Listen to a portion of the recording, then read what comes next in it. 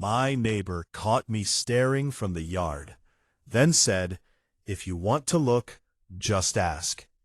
I never expected a single glance over my backyard fence to change my life forever.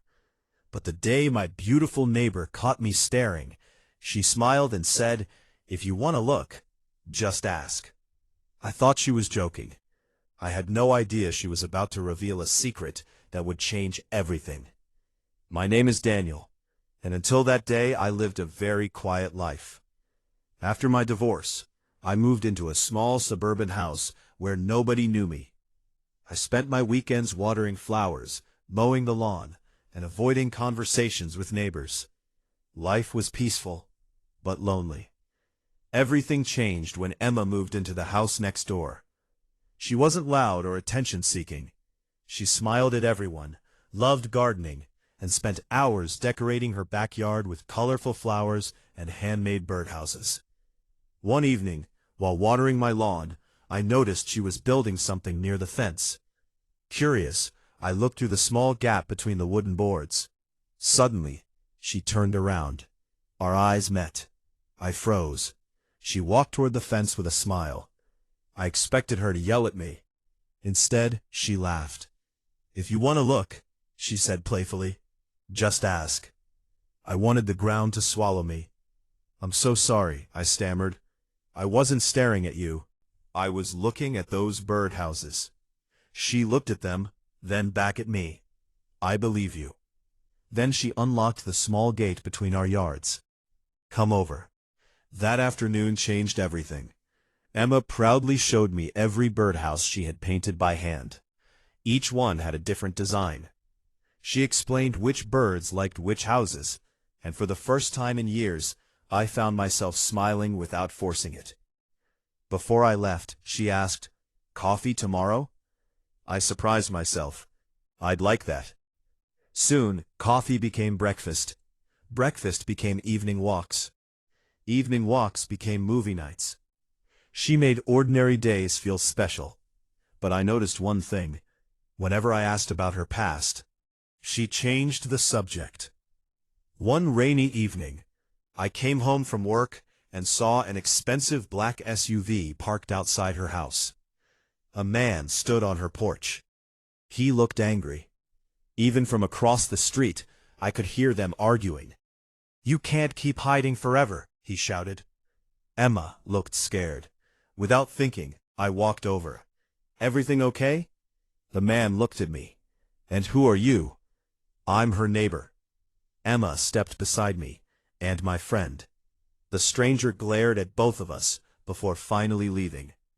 After he drove away, Emma quietly said, "He was my fiancé." That night, she told me everything. He had controlled every part of her life. He mocked her paintings. He laughed at her dreams. He wanted her to become someone she wasn't. Eventually, she walked away with nothing except a few boxes and the courage to start over.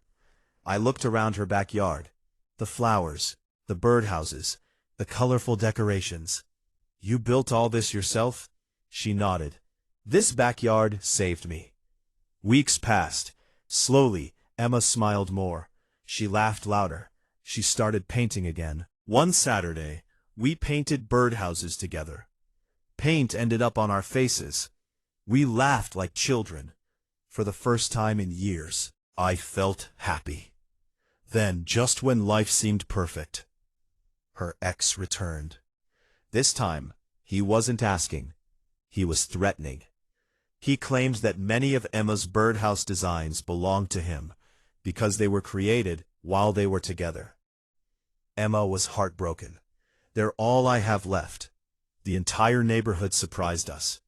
People came carrying birdhouses Emma had gifted them over the years.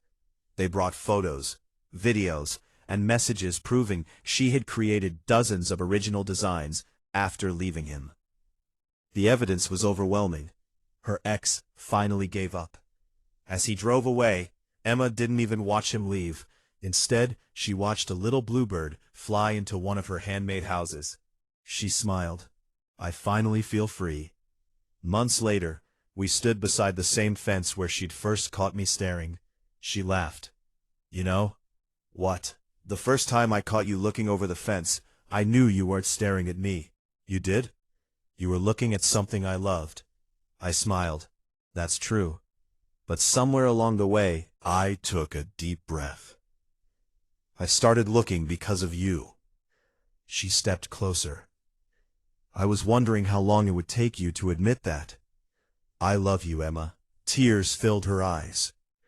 I love you too. A year later, we got married in our backyards. Friends, family, and neighbors gathered around the old wooden fence that had once separated two lonely strangers. The trees were filled with colorful birdhouses. As we said our vows, dozens of birds sang above us. Sometimes people ask how we met. Emma always smiles and says, "He got caught staring." And I always laugh before answering, "Best mistake I ever made." Because sometimes, the smallest moment, a single glance over a fence, can lead you to the person who changes your life forever.